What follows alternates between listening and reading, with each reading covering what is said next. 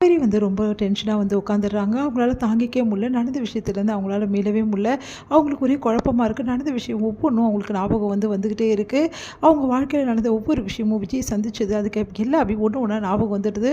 விஜய் வராரு. விஜயை பார்த்தோன்னா காவேரி அப்படியே கலங்கி உட்காந்துருக்காங்க. அதை பார்த்துட்டு விஜய், காவேரி உனக்கு என்னாச்சு காவேரி அப்படின்னோடனே அப்படியே பார்க்குறாங்க விஜயை. ஏங்க ஏன் இவ்வளோ நாளாக என்கிட்ட சொல்லாமல் இருந்தீங்க அப்படின்னோடனே அப்படியே அதிர்ச்சி அடையாரு. காவேரி அப்போ உனக்கு எல்லா ஞாபகம் வந்துடுச்சா? எனக்கு எல்லா ஞாபகம் வந்துடுச்சுங்க. நீங்கள் தானே என் புருஷன், என்னை தாலி கட்டின புருஷன் நீங்கள் தானே, என் குழந்தை அப்படின்னு சொல்லிட்டு அப்படியே பார்க்குறாங்க. உடனே என் குழந்தை எங்கங்க அப்படின்றாங்க. காவேரி அது சொல்லுங்கள் என் குழந்தை எங்கே? காவேரி நல்லா நினச்சிப்பாரு, யாருக்கு உன் குழந்தைன்னா அப்படின்னு ஒன்று யோசிச்சுட்டு, அம்மு அம்மு தான் என் குழந்தையா அப்படின்றாங்க. ஆமாடி அப்படின்னு சொன்னோன்னா அப்படியே அழறாங்க கட்டிக்கிட்டு. நான் எவ்வளோ பெரிய தப்பு பண்ணிட்டேன். நான் உங்களை வேறு யாரோ நினச்சி உங்கள் கூட இப்படியெல்லாம் உங்களுக்கு ரொம்ப தொல்லை கொடுத்துட்டேன்லங்க அப்படி சொல்லிட்டு அழறாங்க காவேரி. காவேரி அழாத காவேரி ப்ளீஸ் காவேரினோடனே என்னால் முடியலைங்க. நான் பண்ண வேலையில் ஒவ்வொன்றும் நான் நினச்சி பார்க்கும்போது எனக்கு ரொம்ப கஷ்டமாக இருக்குங்க. உங்களை எப்படிலாம் நான் விரும்பி இருந்தேன், நம்ம எப்படிலாம் வாழ்ந்தோம். ஆனால் கடைசியில் நான் இப்படி பண்ணிட்டேனேங்க. எனக்கு இப்படி ஞாபகம் மருதி ஆகி இந்த மாதிரி ஆகிடுச்சு. என்கிட்ட சொல்லியிருக்கலாம் இல்லைங்க. எல்லோரும் ஏங்க என்கிட்ட சொல்லலை, எதுக்கு இப்படி பண்ணாங்க?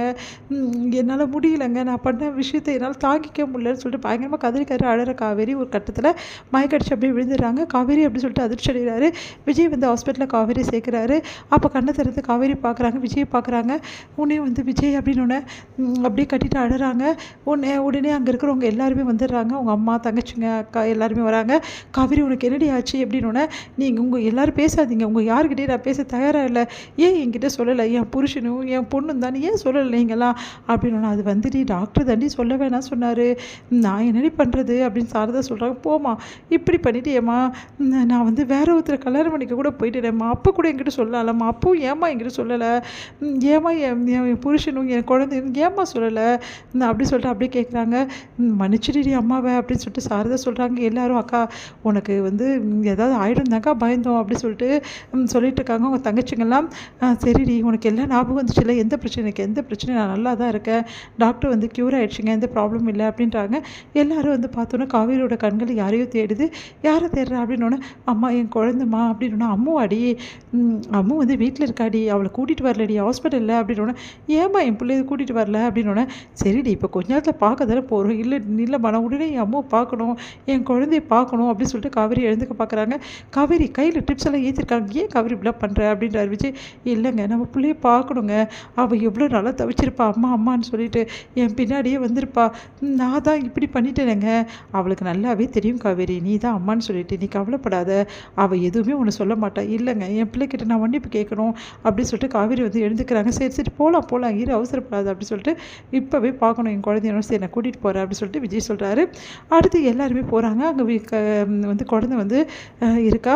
உடனே அம்மு அப்படின்னோடனே, மிஸ் அப்படின்னு சொல்லிட்டு திரும்பி பார்க்குறா. பார்த்தோன்னே மிஸ் இல்லை உன்னோட அம்மா வந்திருக்கேன்டா அப்படின்னோடனே, அப்படியே குழந்தை பார்த்துட்டே இருக்கா. அம்மானு கூப்பிட்டு செல்லும் அப்படின்னோடனே அப்படியே ஓடி கட்டிக்கிறாங்க நம்ம அம்மு. அம்மா அப்படின்னு சொல்லிட்டு உடனே காவேரி அப்படியே கிஸ் பண்ணுறாங்க. குழந்தைய கட்டி பிடிச்சி பயங்கரமாக கிஸ் பண்ணிகிட்டே இருக்காங்க. என்னை மன்னிச்சிடு அம்மு, என்னை மன்னிச்சிடு, உன்னோட அம்மாவை இருக்கிற தகுதி கிடையாது, அப்படிலாம் சொல்லாதீங்கம்மா அப்படின்றாங்க.